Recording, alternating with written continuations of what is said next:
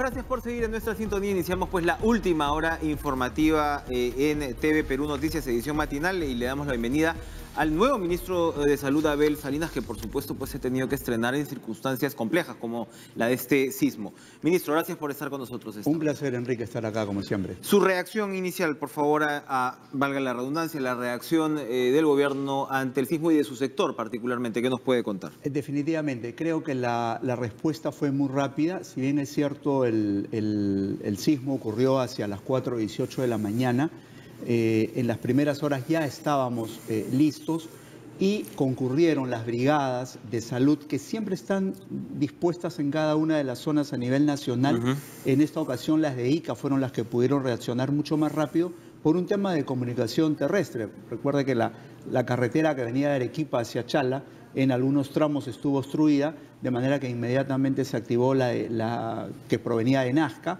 y pudieron acudir a las zonas.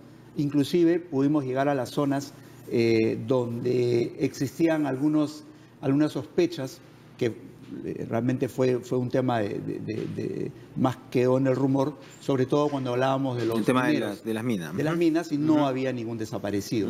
Y también es importante rescatar que todos los establecimientos de salud se mantuvieron operativos. Si bien es cierto, uno en una localidad de Atiquipa sufrió daños poco mayores por la caída parcial de un techo, yo quiero destacar la voluntad y la reacción inmediata de los trabajadores de salud, que se reubicaron dentro del propio establecimiento en una pequeña explanada que tienen y siguieron atendiendo.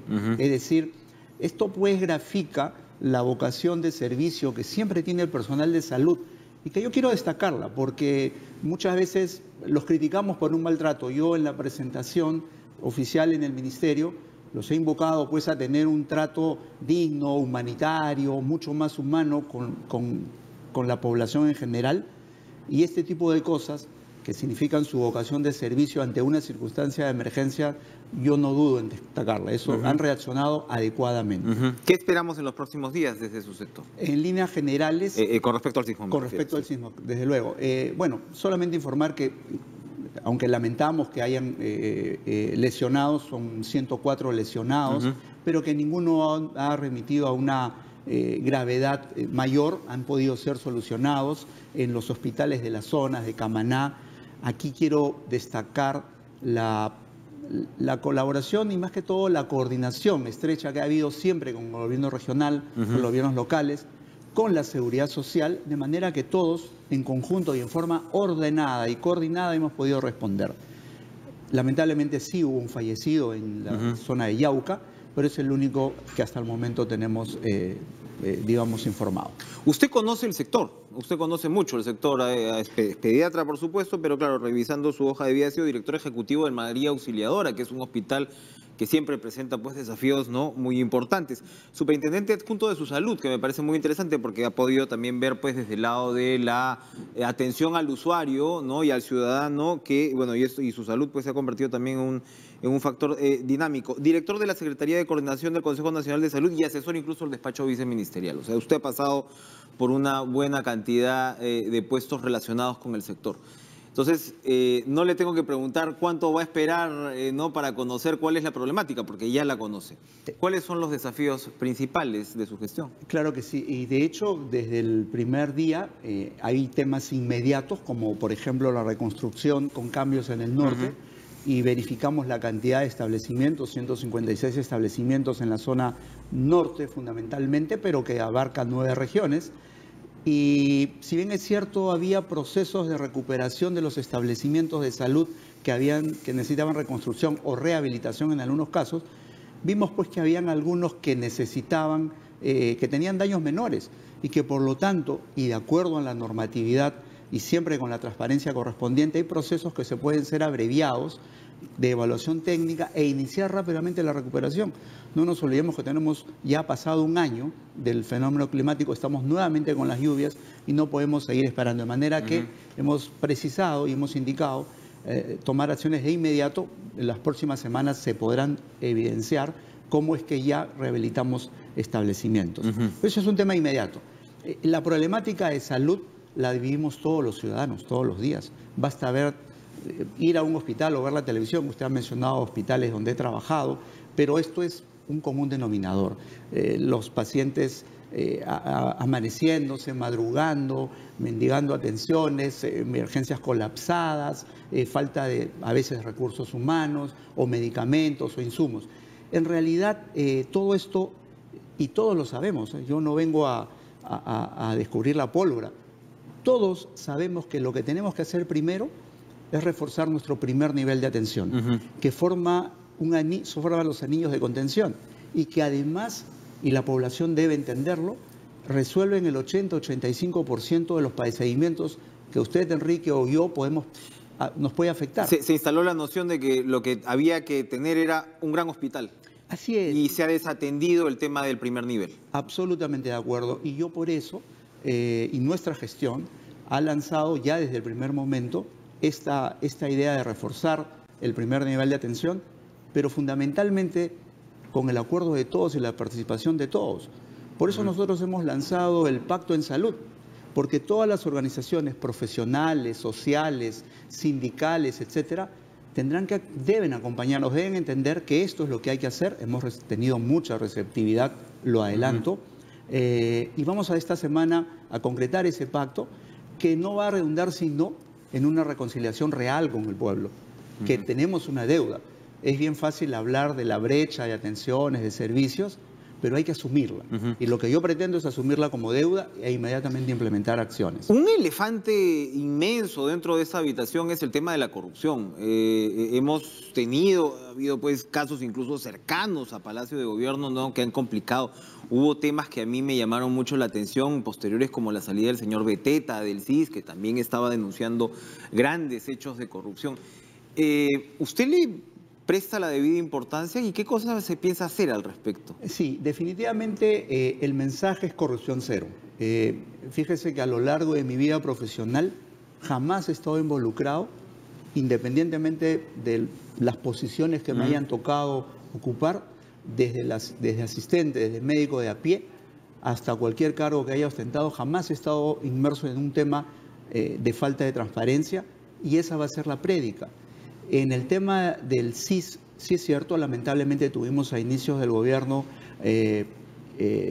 algún médico que aparentemente quiso aprovecharse de este tipo de cosas y salió la popularidad con este tipo de temas. Esto es impasable, esto no puede ser admitido dentro de la sociedad en general, pero causó un daño enorme, porque es cierto, lo que se hizo fue restringir todos los pagos, hacer una auditoría muy extensa, pero se perjudicó a los ejecutoras, a los hospitales, a los establecimientos de salud, porque entonces todo el flujo de dinero se quedó y todo el mundo tenía temor de reembolsar lo que se había gastado, perjudicando al poblador, porque al final no tenía vela en el entierro y es el que no recibía las atenciones.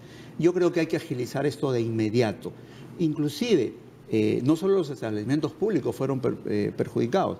Recuerde que por la ley de emergencia habían niños que podían atenderse o adultos que se atendían inclusive por la ley de emergencia en establecimientos privados y que no se les ha pagado tampoco. Entonces yo creo que hay que poner las cosas sobre la mesa, diferenciar lo que fue corrupción y diferenciar lo que sí se puede hacer. Lo que puede ser una deuda justa. Pero hay sin duda en la interrelación entre el sector privado y el sector público grandes hechos de corrupción. Los ha habido por algunos personajes. No es un común denominador. Yo no vengo a anunciar ninguna privatización, pero sí creo que nuestro sistema de salud, nuestros servicios de salud, lamentablemente, lo que llamamos sistema de salud, está absolutamente fraccionado, desarticulado. ¿Y cuál es la solución?